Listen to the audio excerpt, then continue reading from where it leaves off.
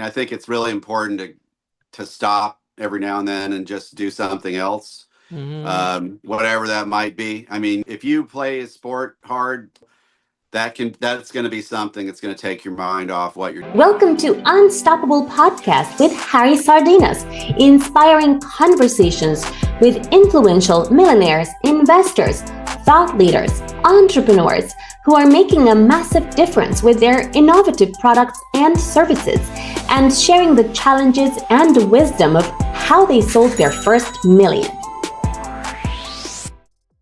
From the outside, you are an entrepreneur, and everybody listening from corporate say, wow, look, these guys, they can fill their own calendar. They have people working for them. So they only see the outcome when someone like you that can tell the story, right? We never hear the story of those ones that fail. And tell us more. Tell us more. Yeah, well, I don't want to discourage anybody. Absolutely. From, No. We don't do this here.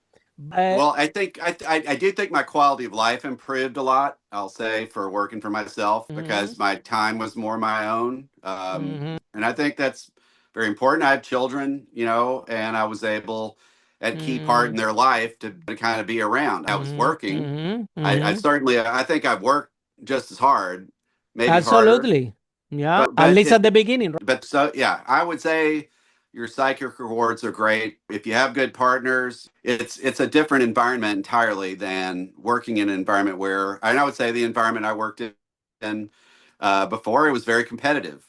So I was more competing with the people that I'm partnered with. I'm now partnered with them. So we have kind of a common thing. But, in the past, we were, competing with each other for resources and so on. I mean, this was a business that had advisories, and each advisory needed to be nurtured. It needed investment in marketing and so on. So we were definitely pitted against each other. So I really like the way things are now, because now we're collaborating. We're obviously competing against the world, I guess, or everybody else out there.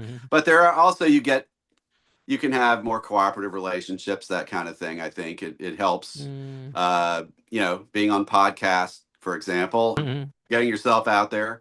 But I like that better. So I'd say, definitely like the psychic rewards. I think working for yourself. What do you feel? What do you feel when you realize that, hold on a minute, because, when you are in corporate, you can tell easily to other people. When they tell Roy, I want you to do that, you can tell them, look, this is not my job, right? This is not my job description. You need to ask somebody else. So what happened when you have your own business and you realize that everything was your job? You're basically responsible for everything. You don't have no one to tell, well, I'm sorry, this is no... Well, you can sleep in. What do you feel? What do you feel when you say, oh my God? I mean, I don't think I didn't realize, what the challenge is fully. How could I, right? I never had the experience. You don't even have time. You don't even have time to complain, right? Or to right? No, you don't. There's no one to complain to, right? So, exactly. But I think, and you feel insecurity. I mean, you look at your sales. It's a little bit lonely, despite that. Well, you do have partners, but it's being an entrepreneur itself. And we from this podcast, we want all entrepreneurs to be wealthy, happy, and healthy. But we already interviewed with 500 millionaires, right? And I like to conduct the interviews with people like you, right, that have the feet on the ground, right? That they are entrepreneurs that have done the hard work, and of course, you do have success, right? And a lot of people ask me, like, for example, Roger, if I ask you, Roger, is it easy to make money for you? You will tell me, of course, Harry, I just make a couple of phone calls, I buy this stock, and I make money easy. Yeah, you can make money easy now, but nobody knows how many years of experience you have in your company. True. I think, another one. So it's easy now, but there is, for our listeners, it's going to be a time in your life when you develop the skill, when you have enough experience, that the answer is yes, it's easy to make money. However, you need to go through the process, and this process is intense, and there is no shortcut, in my opinion, the hard work and the Right. So tell us the good, the bad, and the ugly. You're absolutely right. And, I do think just in terms of like when I went into this, a couple things that I wish I'd probably done a little bit more of, of course, you always wish you put aside, more money, Absolutely. when this happens. And so you don't, because you don't really want to live off the business you're trying to build, at least until it can support you. So you need to make sure that. I also think that, keeping in good health. I mean, you mentioned entrepreneurs being healthy and wealthy and wise, right? Health is really important. And, there's going to be a tendency to work. You're going to want to work all the time. But it's really good to have something that you really just go at mental health. physically. And then, that takes your mind off what you're doing. But it also just gives you more energy. And I really think that's important for people. I mean, we do competitive rowing. Oh, wow, So that's it's amazing. and so it's just great is actually when you get older because it doesn't like tear up your You're joints not and gonna believe, but everything. I just finished to play tennis to this podcast. I finished my game of playing tennis, and I agree 100% with you. We have to take Yeah. care of our mental health. Let's dig now that you touched base in this. Okay. I want to touch in two things. Okay, let's explore this one first, Roy, which is when you started your first business, your business, right? We are entrepreneurs. Nobody knows this, but because we are a small percentage of the population, but we need to deal with more pressure than everybody else out there. We're responsible for the employees. We're responsible for the people. We are Right. responsible for our clients. We're responsible for bring food for our own family. And when we make mistakes, we pay with our own pocket, right? It's not like I'm sorry I made a mistake. Every Right. mistake we make is food or other things that you taking away kind of your family. So the process is a little bit intense, and sometimes not emotional pain can translate in physical pain. And we have seen entrepreneurs story, they have cancer, they have heart attack, Right. they make a bad business decision, especially in the investment, and they jump out of the bridge, crazy things like this. So when do you realize that exactly what you described? Hold on a minute, I had to look after myself. I had to take care of myself. No, especially now, getting older. I've been in business for 18 years. I remember when I was young, I used to go to the office, and I said to my team, I work 12 hours without stopping, and I was the hero, right?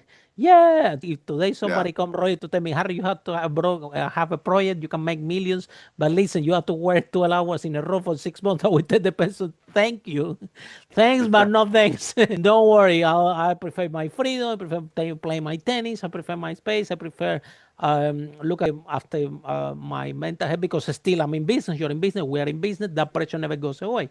So when do you realize, Roy, that you say that? And sometimes we think, okay, we work. But I remember in my life, it was a time that I'm thinking, well, if I do exercise, if I go to the park, I need to do this stuff. But actually, I was not producing that much.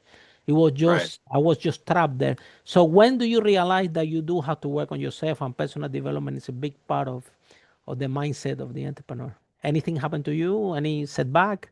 I mean, I agree with that, and I can tell you. I mean, that kind of thing happened to me more when actually I was working for somebody else. Because it's so Yeah. much pressure, right?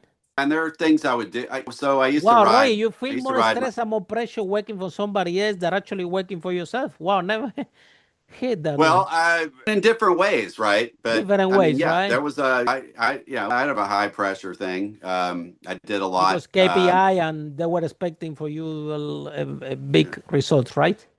Yeah, absolutely. I would just tell you something that happened to me. I used to bike. I would bike back and forth to work. Is Fairly good. It was very good, unless you see start. green, your mind Yeah, you get calm a. down, yeah. Yeah.